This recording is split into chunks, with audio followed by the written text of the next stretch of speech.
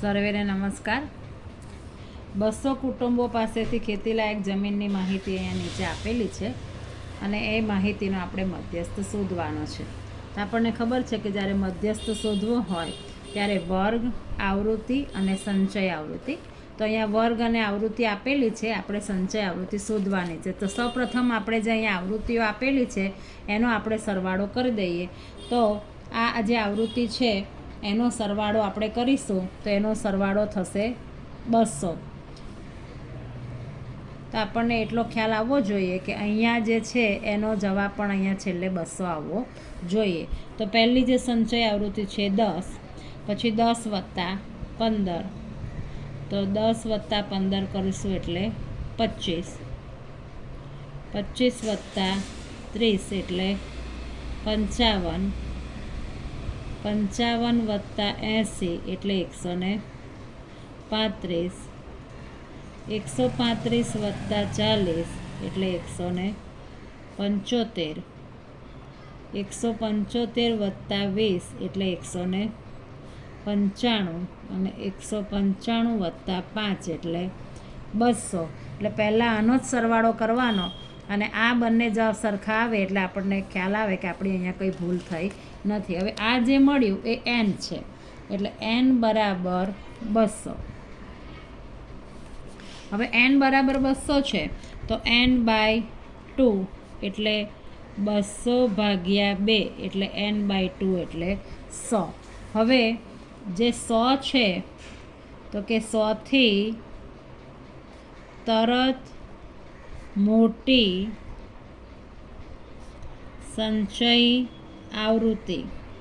હવે આ કોષ્ટકમાં આપણે જોઈએ કે 100થી તરત મોટી સંચય આવૃત્તિ અહીંયા 135 છે એટલે એનો જે વર્ગ એને મધ્યસ્થ વર્ગ કહેવાય અને એની જે અધસીમા એને L કહેવાય, એની જે આવૃત્તિ છે એને F કહેવાય અને એના આગળના વર્ગની સંચય આવૃત્તિ છે એને CF કહેવાય.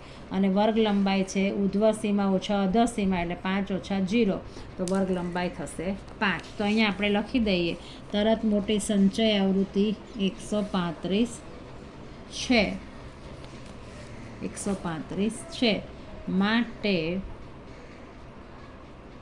મધ્યસ્થ વર્ગ 15 થી 20 થાય એટલે L બરાબર 15, F એટલે મધ્યસ્થ વર્ગની આવૃત્તિ, CF એટલે મધ્યસ્થ વર્ગના આગળના વર્ગની આવૃત્તિ અને H એટલે વર્ગ લંબાઈ. હવે આપણી પાસે મધ્યસ્થનું સૂત્ર છે M બરાબર L કૌંસ અને H n/2 માઇનસ CF છેદમાં F. હવે Lની કિંમત છે 15 એટલે જ્યાં L છે ત્યાં આપણે મૂકીએ 15. n/2 છે 100, CF છે 55, F છે 80 અને H છે 5. હવે આ 15, 100માંથી 55 જાય એટલે 45. આપણને અહીંયા ખબર છે કે 16 પંચા 80 એટલે આ 5 ગયા 5 ગયા એટલે અહીંયા આપણને 15 અને આ 45 ભાગ્યા 16.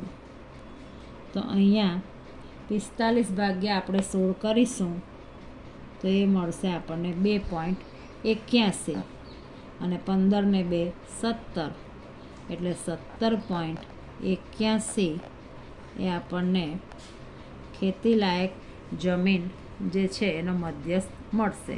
હેક્ટરમાં આનો જવાબ આવશે. Thank you. વિડીયો ગમે તો લાઈક અને સબસ્ક્રાઈબ જરૂર કરજો.